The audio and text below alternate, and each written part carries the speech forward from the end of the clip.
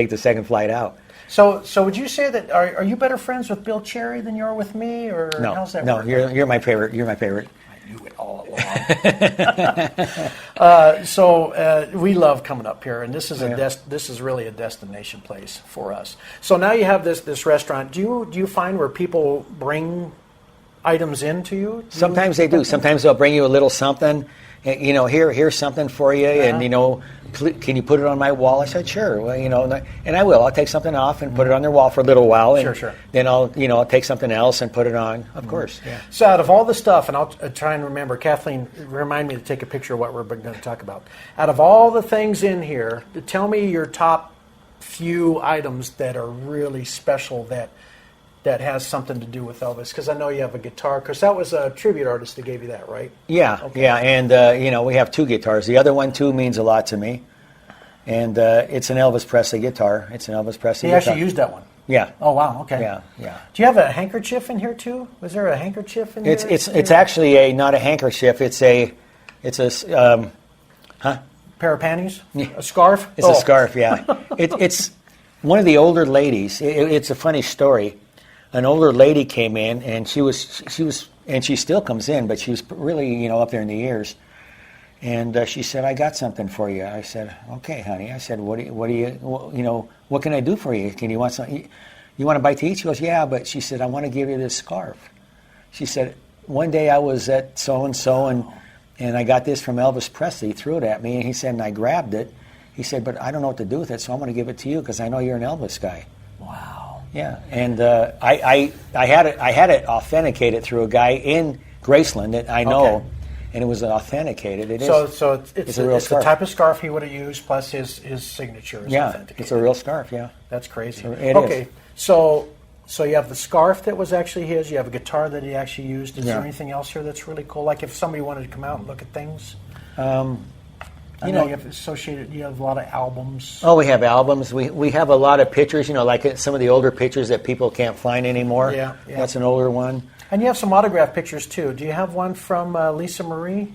Yeah, I've got some Lisa pictures up there on top. Right. Lisa Marie. Are they autographed? Yeah, they're all autographed. And then you have some of his. Scott. You have a lot of his Memphis Mafia pictures. Yeah, the Memphis Mafia pictures. And then, of course, Priscilla. Did you ever get anything signed? Yeah, Priscilla's signed up there. She's signed right on the bottom there, if you can see. Yeah, Priscilla. Yeah, very nice. Yeah. All right, so you have all this stuff now, and you divulge whatever you want to on this, but you recently had something else given to you that meant a lot, or actually Elvis actually wore. Do you want to talk about that? Oh, the jackets? Yeah. Tell us all about that. Listen to this. Well, the following podcast is brought to you by Cast Content Media. Welcome to Dixie and the King. I'm an Elvis tribute artist, rocking the cradle with a much younger wife. And we are coming together to figure out this thing called life. Take this journey with us through our unique and fascinating relationship as we tackle marriage, parenting, and spirituality. We find ways to live a better life through our experiences and learn from professionals and everyday folks along the way, and how to thrive in today's world.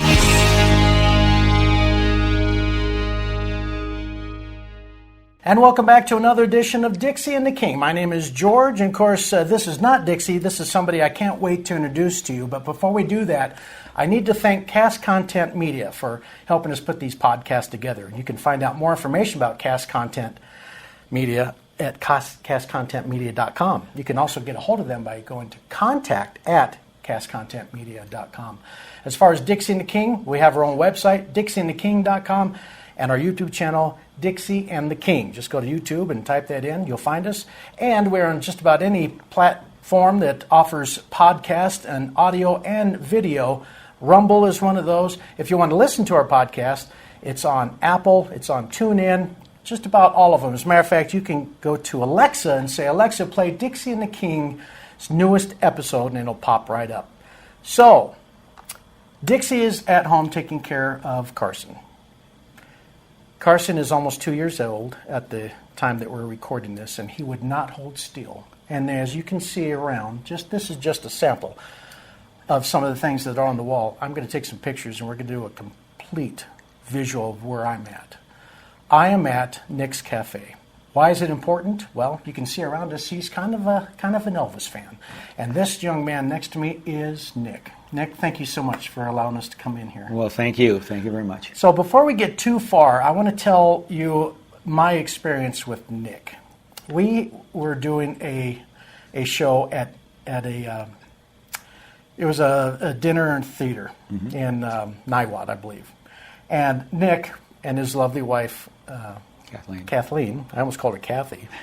Don't do that because she gets really mad. It came to the show, and he come up to the stage. We were doing our first act, I think it was, and he had this plate of food, and he says, "Hey, blah, blah, blah, blah." And I thought, who is this guy? And afterwards had an opportunity to talk with you, and the sandwiches that he brought to us had a great story to them. So that's how our relationship started, and since then, it's just been amazing. As a matter of fact, I consider him like a brother. So we'll get into what those sandwiches were here in just a little bit, but first, I want to get some of Nick's history. I know some of it, maybe not all of it. And of course, Nick, you are 32 years old now. Yes. So we don't have to go And holding. We don't have to go too far back. But before we get into all of this, I want to learn a little bit about you. Tell us, where were you born? What your work experiences were? Born in Denver, Colorado. My first experience was moving lumber and back and forth, and that didn't work out too well for me. So there was a vacant spot at the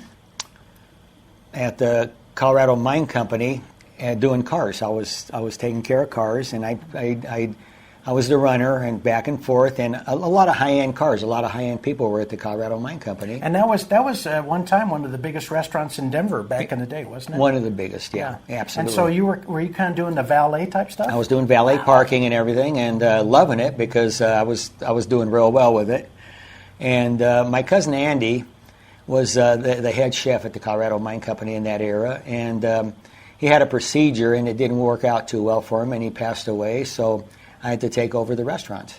Wow. Yeah. I did not know that. I knew you worked there. Yeah. Now, so you started out, you were doing the valet, you were parking cars. Yes. And this was a restaurant where who's who of who's probably who. Yeah. Who's who Yeah. was coming there to eat. So you were seeing some amazing, well-known probably politicians and actors and actors and singers. Yeah, a lot of high-end people. Do you remember any of the others? Clint Eastwood, Goldie Hawn, Telly Savalas, the Nuggets, the Broncos. It just goes on and on. Wow. All those people were coming in to eat. They loved the Colorado Mine Company. It was just one of the best spots, and it was a really high-end spot, and people loved it. Now, the type of foods that they had everything from the high-end stuff, probably steaks and lobsters. Oh, yeah. Lobsters were one of our specialty. Prime rib was our specialty. We did more prime rib than, and I used to do a thing, and they'd go and figure out if, how much prime rib we needed at night and things like that. We went through tons and tons of prime rib. Wow. Yeah. So you started in valet and then eventually moved up. Were you also a busboy at one point in time, then eventually moved to the kitchen? No, I went right from outside to inside. That is Yeah. craziness. Yeah. So you probably somewhere have some of those secret recipes, like on their prime ribs Of and course, the rubs and of course, stuff. yes, of course. So so now you're working there, and you're seeing all these amazing stars, and one day, Big E comes in. Yeah. Tell us about the time that Elvis Presley visited the Colorado Mine Company. Well, I knew all the Lakewood cops and everything, and the Glendale cops, and I was friends with all the police officers. And so they called me up one day and said, "Listen, we're bringing a real high-end guy here to eat. He's got to be by himself. He doesn't want to be bothered by anybody. Can you stay over and just kind of help us out with that?" And I said, "Sure, no problem at all." I said, "What do you want me to do to get ready? I mean, do you want me to?" He said, "We don't know what he wants to eat," and he said, "So we'll just kind of play it by ear." So I had this. He came in with two ladies from the police department, and they sat down on the bottom level, and then he was sitting and then he came down with escorts, and he was sitting on the bottom level. And so one of the guys said, "Hey, I want to introduce you to this guy." And I said, "Okay." So we go down one, and I'm looking at him, and I said, "God," I said, "that kind of looks like Elvis Presley." And one of the guys said, "It is Elvis Presley." And I said, "Oh, okay." And I was dumbfounded. I didn't know what to say, And I said, "Mr. Presley." He said, "Hold on." And I said, "Okay." He said, "You call me Elvis. Don't call me Mr. Presley." Oh, very cool. That's the first thing he said. So now we know that he passed in 77, August Yes. 16, 1977. And he loved Colorado. A lot of people don't know this. He loved Colorado, yeah. And he developed some wonderful relationships with the Denver police chief, which his name was Art Deal. Yep. Back then, Art Deal. And then there's some other government people that he had friends with, but he had a lot of friends. He really supported law enforcement. Yes, he did. He was a big supporter of law enforcement. He put out a lot of money to help him out. He really did. And I think one of the things he liked to do is he liked to collect badges. Yes, he was a badge collector. He was, and he had a ton of badges he collected from different people and stuff like that. He collect different badges. That was one of his things. So you meet him the first time, and we're talking about what, early to mid 70s? Yes, roughly about. And what roughly would your age would have been? Do you remember? Well, let's see. I was probably about. I started at 16, 17, 18, probably 17. That's crazy. Yeah. That's crazy. 17. So you're a 17-year-old. I got to ask you, were you an Elvis fan then? Were you? And what kind of music were you listening to? I didn't listen to a lot of music. I just didn't have the time because we were so busy. But, and I liked Elvis music. I mean, don't get me wrong. I did like Elvis's music. And I didn't really think about it a whole lot, and we were so busy. I mean, we do thousands of dinners, every week, every month we do, and it was just and you get tired doing that stuff, and it was a hard thing to do. Sure. So Elvis comes in, and he's sitting on the bottom level of the dining room, and one of the guys came down. He says, "I want you to, be introduced to this guy." So you go over and you meet him. You're going, "Oh my God, this is Elvis Presley." This is Elvis Presley. Yeah. And he says, "Don't call me Mr. Presley. Yeah. Call me Elvis." Call me Elvis. You're on a one-to-one basis. Your impression of him, as compared to maybe what you thought before, did you find him to be just a very humble, very people person? I always thought he was like that. I mean, he grew up in a real rough deal. Yeah. I mean, and I always knew that. And so I came down and we started talking, and he said, "I'm hungry." He said, "Well, what would you recommend?" And I said, what would you like? And he said, "I know I want a burger." And I says, "You want to try one of my Fool's Gold sandwiches? It's a brand new deal." So wait. You're working for the Colorado Mine Company. Right. The who's who of the world is coming in to eat this for their prime rib, steaks, lobster, all this high-end food and these amazing desserts, I'm sure. And you're going to give them a Fool's Gold sandwich, which is what was on it back then? Peanut butter, jelly, and bacon. That's how we made Peanut them. butter, jelly, and bacon. And it was just a funny thing because we didn't have a funny little thing like when somebody came to town. It was all high-end stuff. Right. We didn't have any. So I thought it'd be kind of fun just to have a little starter like that. And it worked out really good. Really? We went through 1,000,000 Fool's Gold sandwiches. Even before Elvis was there? Even before Elvis was there, yeah. And if I remember correctly, you were telling me that the jelly was actually, back then, was blueberry preserves. Blueberry preserves, yeah. Blueberry preserves. So Elvis now loves this Fool's Gold sandwich. Was it French bread? What kind of bread was it? It was a long French bread. Okay. It was a long French bread, and we'd cut it up. We cut it sideways 3 times, and then we put peanut butter, jelly, and bacon on it. Okay. Yeah. Now, there's a lot of people, they think his favorite sandwich, and probably growing up, was the peanut butter banana sandwich. That was his mother's. Right. And his mom and his grandma, I think, there's some stories about there that they would actually mash up the bananas into a paste, put it on there, and then they would butter both sides and fry it. Yeah, for him. exactly. Was this sandwich fried at all? No. No. It Okay, wasn't so it's just a cold sandwich. Cold sandwich. Well, we did heat it up. Now we heated it up, and it kind of melted together with all the things. Yeah. Okay. So now we know the sandwich. Yeah. Now Elvis, when he came in, he had a place up in Vail, if I remember correctly. Yeah, he did. Come in Yes, and hang yes, out he and had go a place up in Vail. Yeah. Snowmobile and those kinds of fun things. Okay, so now Elvis is coming in, and I don't know whether he's coming into Colorado every year, a couple times a year for whatever, to go hang out in Vail. But when he did, he flew into Stapleton Airport. Yes.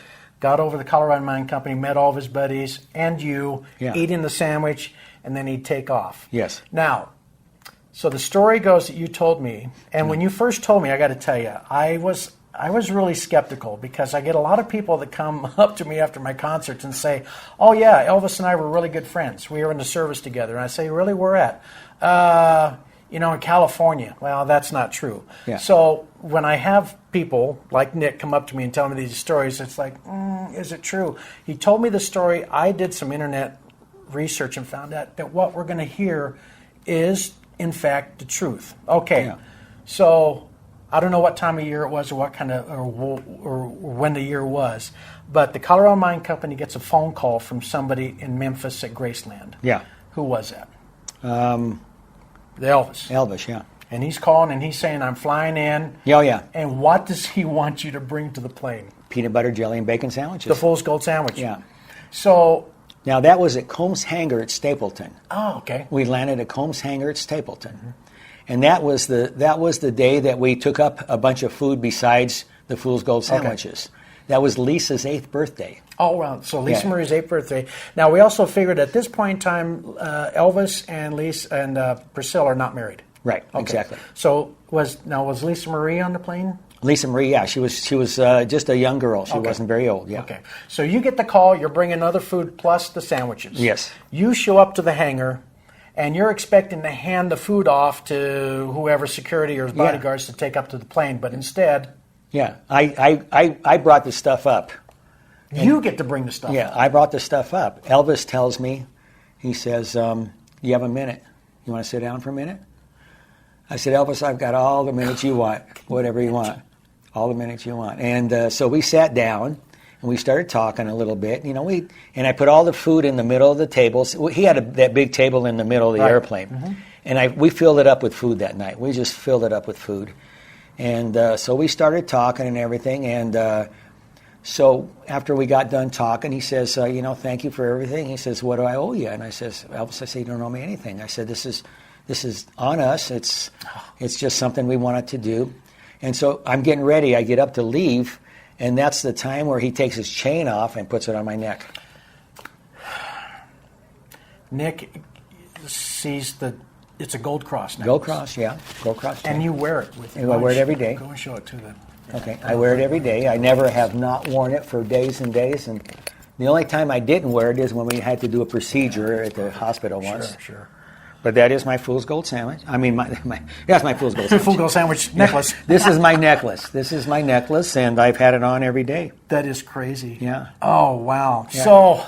And it comes, it's big enough to come off and back off and on.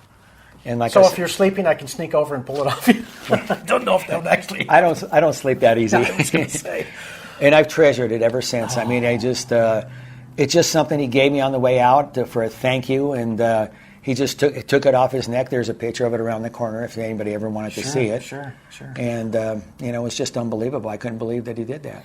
So he gives you this necklace. I can't imagine what you must have been thinking. Oh.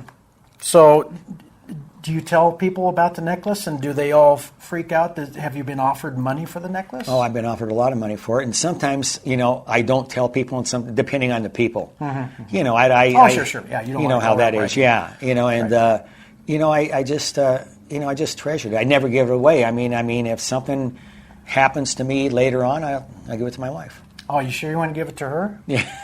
What about a really good friend of yours that impersonates Elvis? No, I'm totally kidding.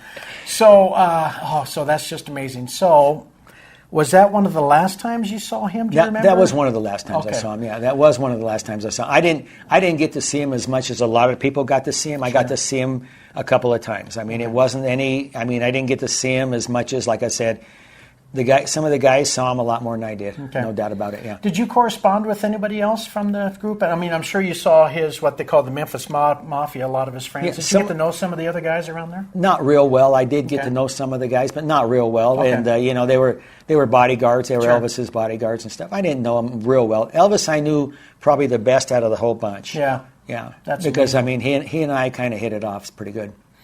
Okay, so now we come up to, so Elvis passed August 16th, 1977. Yes. Where do you remember where you were when you heard that news and what your feelings were? We were at the mine company. Okay. We were at the mine company, and everybody wanted to get on an airplane and head out there, so everybody got on the airplane and head out there. Okay. And, with the funeral procession going and everything, and probably the largest funeral procession I've ever seen. So did you go to the funeral? No, I didn't get to the you funeral. I didn't get to the funeral. No, I didn't get to the funeral. And, but it was the largest funeral that's ever been in Memphis. So I know a lot of people, Elvis just had that charisma where people were just attracted to him Yes. because of his humbleness and his kind heart and everything. Truly a man of God, and he did some amazing things for a lot of people. And a lot of people were extremely saddened over his death, and even today a lot of people don't believe that he is dead. Now, a couple months back I did a podcast with Larry Geller, who was Elvis's hairdresser, and he talks about him and they used to talk a lot. Yeah. No doubt about it. Yeah, very spiritual. And of course, Elvis has passed, and I get asked that a lot. So for you, when you did hear of his death, was it like losing a relative? It was. It was like losing a relative. So, it really was like losing a relative. So even with the limited contact that you had with him, if you had to guesstimate, how many times did you actually really get a chance to? Of course, the conversations probably was more so on the airplane, right? Yeah. The others were just, hey, how you doing? Nice to see you type of a thing. How many times would you say you probably met the guy? Oh, altogether, probably 3. Okay. 3 extra times besides that. And, one was at the police headquarters. When I just happened to, we were over there and stuff. And so he was there, so I got the chance to say hello to him. And we talked for a little while. And, and it was, it was like everything, like I said, I wish that I would have said more to him. Right, but what are you going to do? You can't. And so what I'm getting at with a couple conversations and meeting with the guy, that he left that kind of impression on you that when he passed, it was like you lost a brother. Yeah, exactly, yeah. Wow. Exactly. All right, so now Elvis is passing. You're still at the Colorado Mine Company. Mm-hmm. At what point in time did you get the idea that you wanted to have your own restaurant? Well, when all the big shots at the mine company, they were starting to go down the hill because they were losing. They were going out, and they were having a hard. Like a lot of restaurants, they get really big, and you'll have different partners come in, and somebody wants to run the business differently and whatever, and things just. Well, the whole thing was kind of going downhill because of that. Everything was going downhill, and and then the mine company closed. It was 12 years. It was open for 12 years. Oh, wow. Then it started going south because, a lot of the big shots had left, and nobody was coming in, and very few people started coming in. Mm-hmm. And so I just took off, and just by chance, I found this place. It was a just by chance thing, and it was Bobby Petrofesso actually had this place before I had it. And explain who Bobby is. Bobby was one of Elvis's bodyguards. Was he on the police force? Yes, he was. Okay, yes. So you've gotten a chance to not only meet Elvis, but also some of the local people, people that actually knew him, and of course they all have wonderful stories. So was Bobby the one that I met over at the RV place? Yeah, that was Bobby Petrofesso. He said he's got some great. One of the stories that he told me. Then we'll get back to yours. I got to do this, so I'll forget it. So I stop over at Nick's Cafe after a little gig, and I still got the bell-bottom pants and the paisley shirt. And they said, "Hey, you want to go meet Bobby?" He was Elvis's bodyguard. I said, "Man, that'd be awesome." So we go over. He's salesman. Right. And so I meet him, and we sit in one of the RVs, and we just start talking, and I ask him about his favorite memory of Elvis, and it was where he came into McNichols Arena, I think is where he did his concerts. And, Bobby was there as the bodyguard. Elvis was down in his dressing room. Oh, yeah. And McNichols Arena has a drive-in underground place where all the stars and artists come in, and then they go to their dressing rooms, and no public has access to that. But with Elvis's popularity, they had additional bodyguards to keep him because everybody wanted a piece of Elvis. Yeah, oh yeah. I tried to bid on one of his molars that was on eBay here a couple years back, and I got it. And I'm kidding on that. Yeah. But so Bobby has this story where the concert's about ready to start. Right. And Elvis and Joe Esposito right. are walking towards him. Yeah. And they meet up with him, and Joe says, "Oh, I forgot something. I got to head back got to to head back to work. Yeah. So Joe Esposito goes back to the dress room. Bobby's standing there one-on-one with Elvis. And so, Bobby's looking at Elvis, and he's looking around, making sure everything's safe.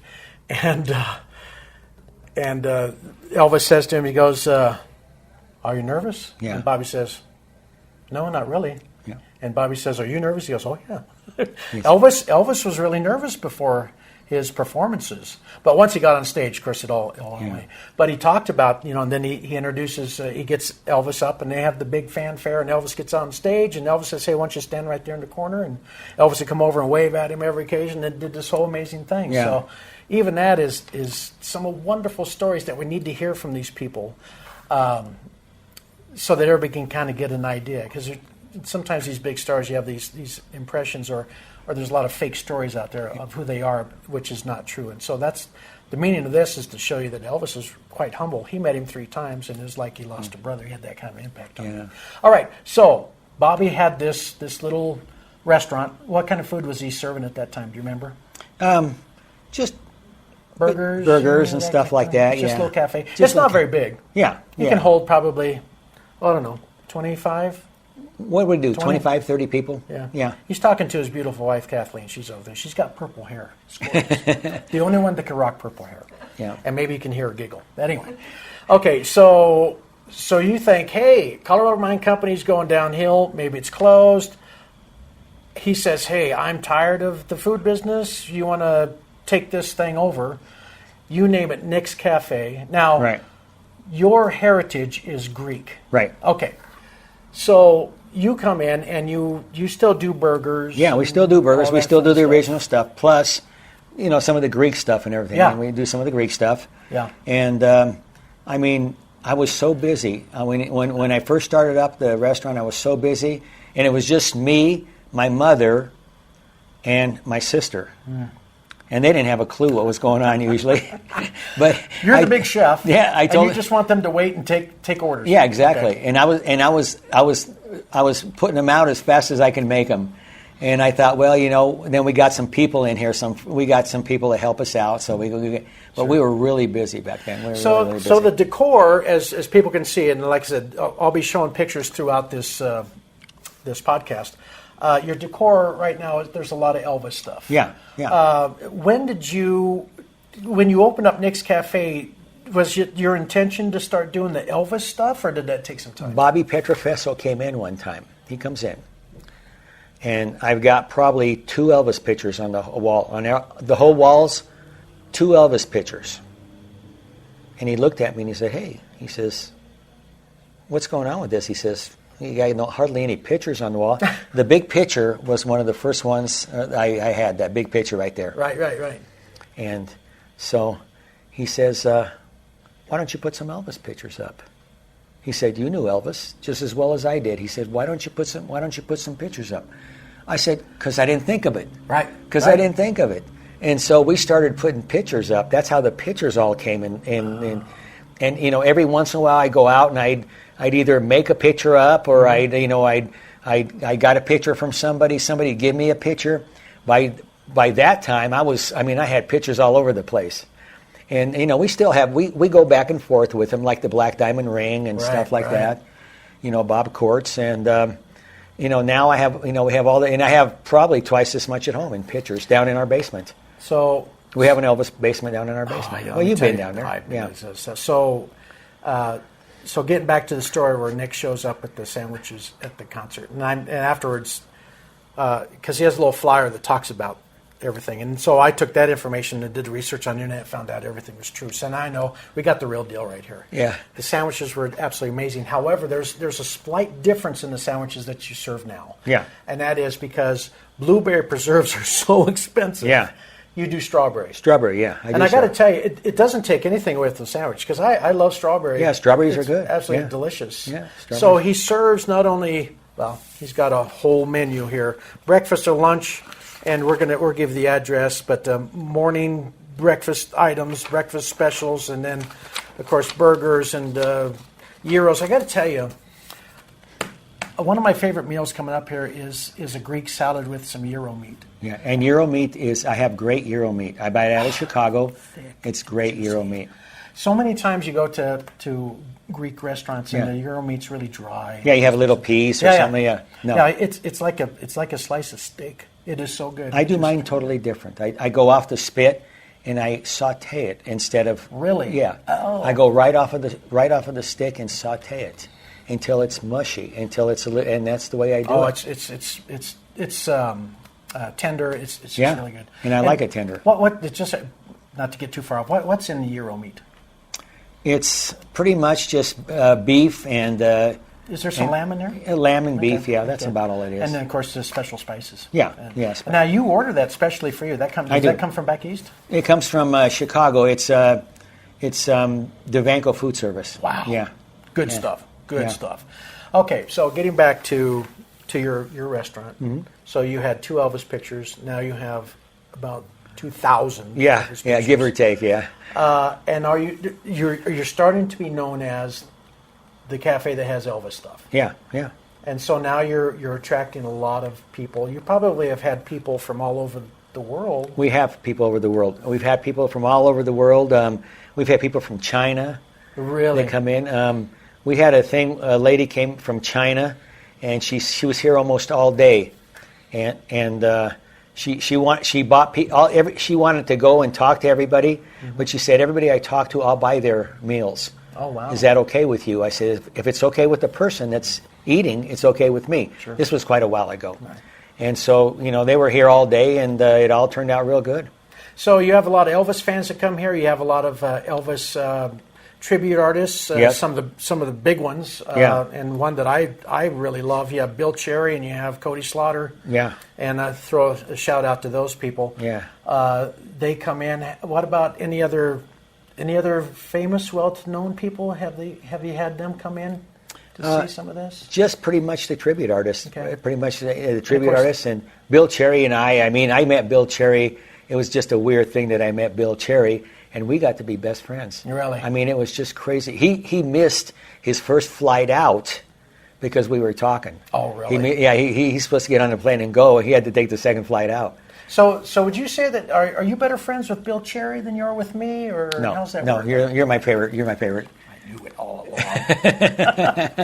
along. So we love coming up here, and this is this is really a destination place for us. So now you have this restaurant. Do you find where people bring items in to you? Sometimes they do. Sometimes they'll bring you a little something.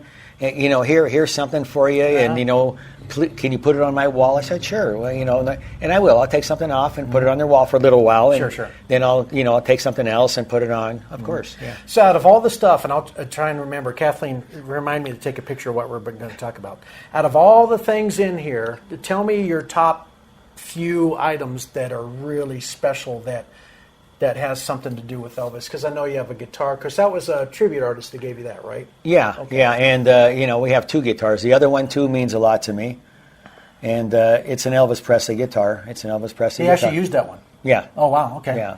Do you have a handkerchief in here too? Was there a handkerchief in here? It's actually not a handkerchief. It's a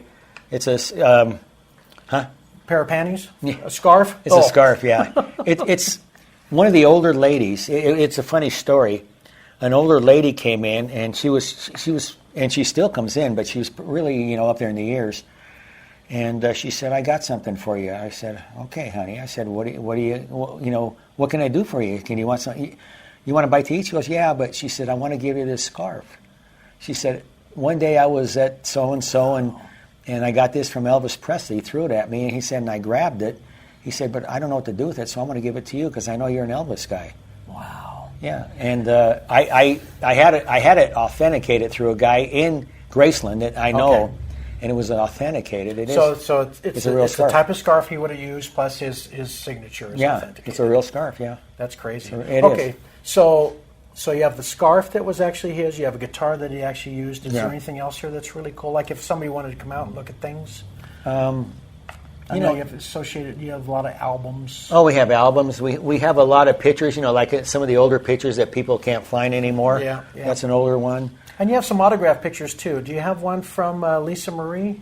Yeah, I've got some Lisa pictures up there on top. Right. Lisa Marie. Are they autographed? You have Yeah, some they're of all those? autographed. And then you have some of his, Scott, you have a lot of his Memphis Mafia pictures. Yeah, the and, Memphis Mafia pictures. And then, of course, Priscilla. Did you ever get anything signed? Yeah, from Priscilla signed up there. She's signed right on the bottom there, I if you can her see there. it. Yeah, Priscilla. Yeah, very nice. Yeah. All right, so you have all this stuff now, and you divulge whatever you want to on this, but you recently had something else given to you that meant a lot, or actually Elvis actually wore. Do you want to talk about that? Oh, the jackets? Yeah. Tell us all about that. Listen to this. Well, so let me remember this now. Okay. So Mrs. Cantwell, Jody Cantwell, is a dear friend of ours. Right. And Jody and Bob used to come in here and eat all the time. And Bob Cantwell was with the Lakewood Police or Denver Police? He was Lakewood, wasn't he? It was Denver Police. Denver He was Police, with Denver Police. And so he used to come in all the time. We used to kibitz. We had a good time. We always had a lot of fun when he was there. You know, and he'd say, "God, this is an ugly hamburger," and he'd give me the. He'd guys always do that with guys, you know. he'd always give me the business. So he was getting pretty bad. So he had to go to assisted living, and so for Christmas last year, Jody wanted to had 2 jackets that Elvis wore, and these are all authenticated.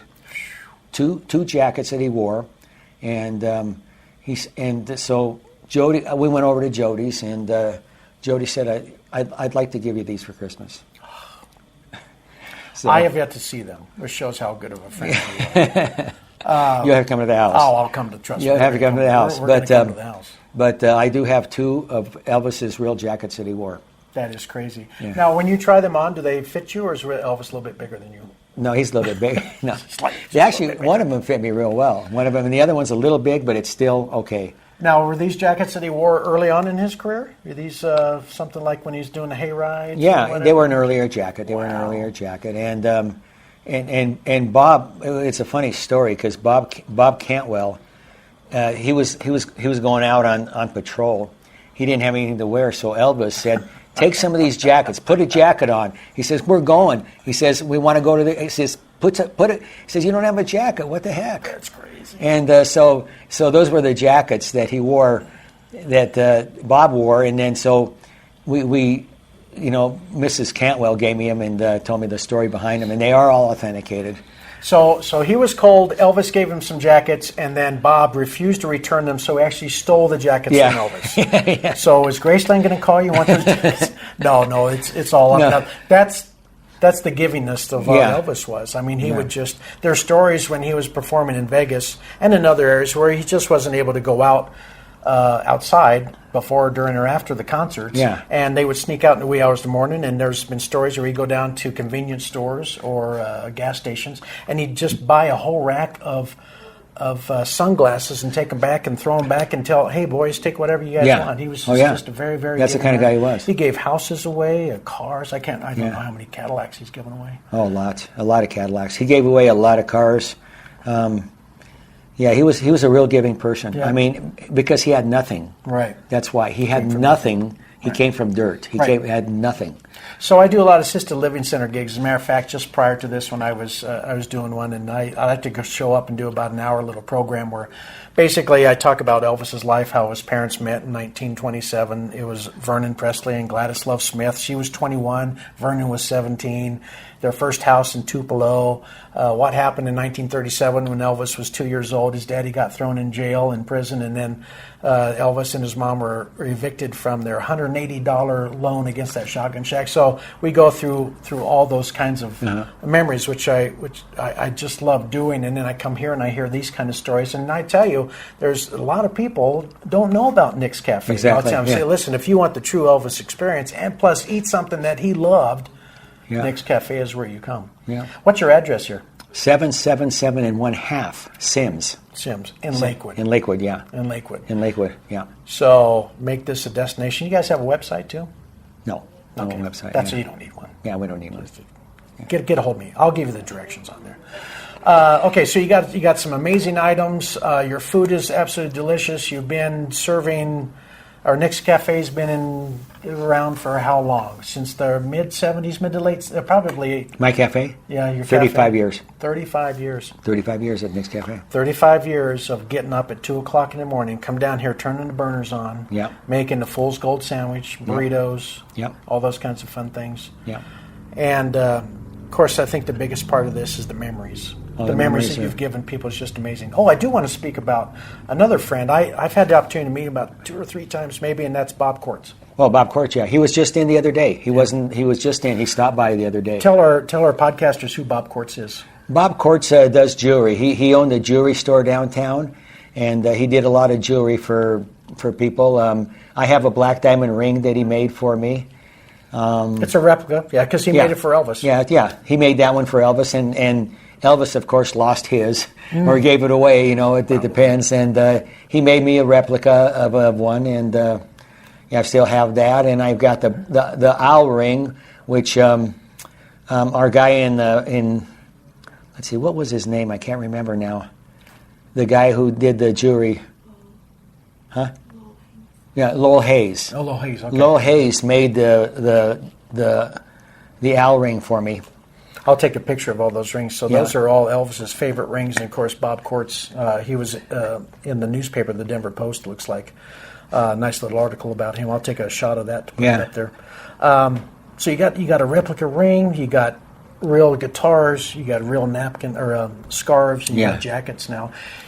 Is there an Elvis item that you've always wanted to have? Is there one thing with that, man, it'd be so cool, like a molar or some clippings of his hair? No. Is there anything that you've thought, man, it'd be so cool to have that? Or are you just happy with everything? I'm happy with everything because, he gave me more than anybody has. He's given me so much, just by giving. Yeah. To give me those jackets, just put me over the top.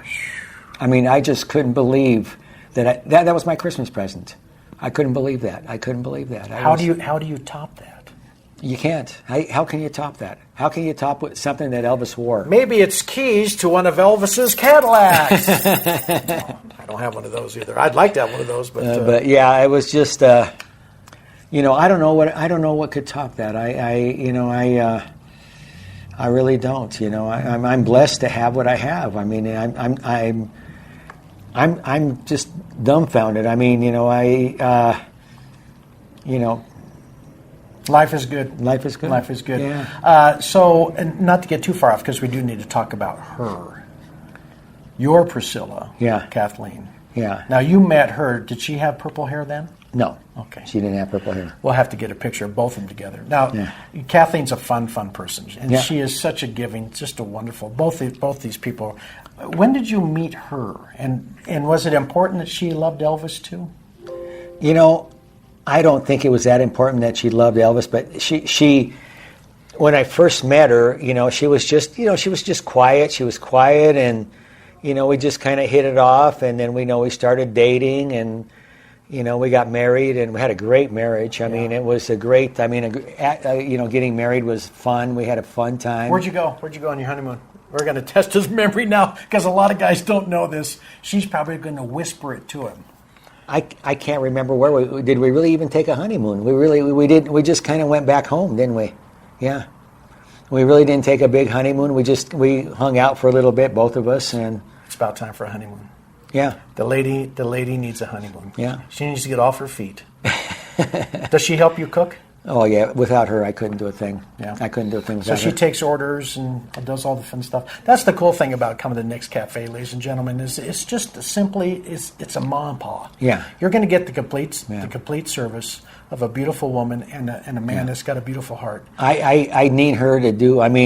Without her, I'd be lost. I'd be lost without her. She does a great job on toilets. So if you need some cleaning on your toilets, we're trying to make her laugh a little bit because she's over there wiping tears away, which I wish she wouldn't, because now I'm going to start. Yeah, you and I both. Man. But her and I, we got married, and we're as happy as can be. I just, There's been some rough spots, though, but she's straightened you out, hasn't she? yeah, I limp a little bit, but I mean, besides that. So not to get too much into your house, but your house full of Elvis stuff. I know your basement is a shrine, so to speak, to Elvis. It is. You got a few things upstairs that are kind of cool. Yeah. But you don't have the figurine out in front of your yard or anything. No, That's that's a little overkill. Yeah, that's a lot of overkill. That's a lot of overkill. But you got a beautiful home, and the I do. times that we've been over there, we just really appreciate seeing all the Elvis stuff. And of course, it seems like every time we come here or we talk on the phone or you're at my concerts or something, they always bring up another fun memory of Elvis or some of the stuff that you have on the walls. He's got so much photos and albums. And it's a great place to come. I think we covered everything. Is there anything that? Well, there's one thing that people, and it's a funny thing. It's a funny thing. I had a guy come in, and this was a long time ago, and he said, "I want to make you something. What would you like?" I said, I have really everything I need. I really don't. No. He says, and he didn't have a lot of money, so I just gave him his food couple of times, and I said, I don't know, make me something. He made wood things. Oh, okay. Well, everybody asked me, what is that thing up there on the top? Oh, I've seen that so many times. Yeah. I was going to ask you about it, then we get to talk about Elvis stuff. I said, what's it really look like to you? And then he says, a guy, he says, I don't know. I said, it's a walking stick. Really? It's a walking stick. The guy made me a walking stick. Do you need a walking stick? No. Oh. But people say, what is that? That is way cool. What is that? I've had more people lately ask me what it is. I said, it's a walking stick. Wow. I don't need a walking stick, but Still it's cool. He did it because he didn't have anything else. Oh, I see. Yeah, Very nice. Yeah. Does it say Elvis on it or anything, or is it just a? It's got a TCB thing on it, Okay. an emblem on it. Yeah. It's got a TCB stands for taking care of business in a flash. In a flash. Flash. I don't have my necklace on me. Normally I carry my TCB with the lightning bolt. See, part of Elvis is, he found that there's an old rock band in the 70s called Bachman Turner Overdrive, and they had a song called Taking Care of Business. Yeah. And Elvis loved the song, but he liked the message more so. So TCB became his, and the lightning bolt came from two different spots. Elvis grew up, fell in love with a cartoon character by the name of Captain Marvel. It became Shazam. And, of course, he had the yellow lightning bolt on his chest. And when Elvis was at Graceland, there was a lightning strike on one of the columns, and he went out there, and it looked just like that. So that's where the lightning bolt in his logo came from. I didn't know that. So, and then, of course, the TCB with the lightning bolt, just like what you said. Taking care of business in a flash. Taking care of business in a flash. And it seems like that's what you've been doing ever since the Colorado Mine Company. Yeah. Moving into this place, started out with 2 pictures. He's got $3 billion right now. You've been taking care of business. Taking care of business. Keeping the music and the memory of Elvis alive. Yeah. And I will as long as I can. Well, we need you to do it for another 30, 35 years. Not a problem. We can because get I'll that. be 90-something by then, Yeah. and I want to be able to come here.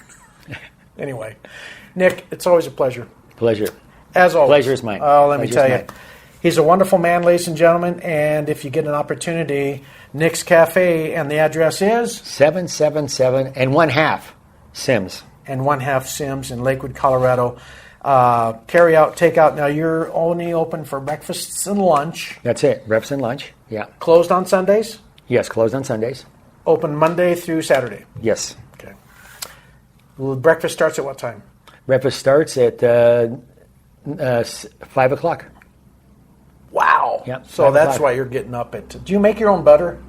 No, I don't. I was supposed to ask you that. No, we made our own butter the other day. We Yeah. just took, it was a YouTube thing. We put it in a mason jar with some about halfway with heavy whipping cream, and you just shake it, and then it gets real thick, and then it doesn't move, and then you just keep shaking it, and then it gets sloshy again, and keep shaking it, and then you pour it out, and what you're doing is the butter fats are all getting stuck together, and then the butter milk eventually separates from that. And then you got to wash your butter a bunch of times because that buttermilk will spoil real quick. So we made our own butter, but I was supposed to ask you if you guys, because you make a lot of other things. Yeah, we don't make our own butter. We don't do our own butter. We should probably come together and make your own butter. Yeah, we probably do that. Kathleen just has to shake about 5 gallons of butter for every day. But anyway, so that's Nick's Cafe, ladies and gentlemen. I wanted you to get all the trivia, all the stories from his mouth. And come over if you ever get a chance. You guys are always here. Yeah. He'd love to sit down and talk with you. You can take pictures. If you have something of Elvis's that you're tired of and you want to give it away free, call me first. No. Nick would be more than happy to have I'd be more than happy to. Yeah. Whatever you need. So anyway, well, that does it for this podcast. This is a podcast that my wife and I have been wanting to do so bad. And of course, Dixie, she's watching this right now, and I'm sorry you weren't able to be here. But we'll come back up again, and because I want to bring the kids. My kids absolutely love coming here. Well, and all my good. friends, some of my band members have been up here several times. Yeah, they were here. Was it today? Yeah, my lead female singer and her husband, which does my sound, Kathy and Carl Horning, were here the other day, and they said that they had a delicious breakfast. Good. So anyway, that does it for this podcast. I want to thank Cast Content Media at castcontentmedia.com. If you need more information, if you want to put together your own podcast, they can help you out with that. And then, of course, my wife and I, our Facebook page is Dixie and the King. Our YouTube channel is Dixie and the King. And our website is dixieandtheking.com. And you can hear us on Spotify, TuneIn. You can watch us on Rumble, just about any podcast platform that's out there. And you can even ask Alexa, play Dixie and the King podcast. I would recommend Alexa, play Dixie and the King podcast, Nick's Cafe. So, having said all that, God bless.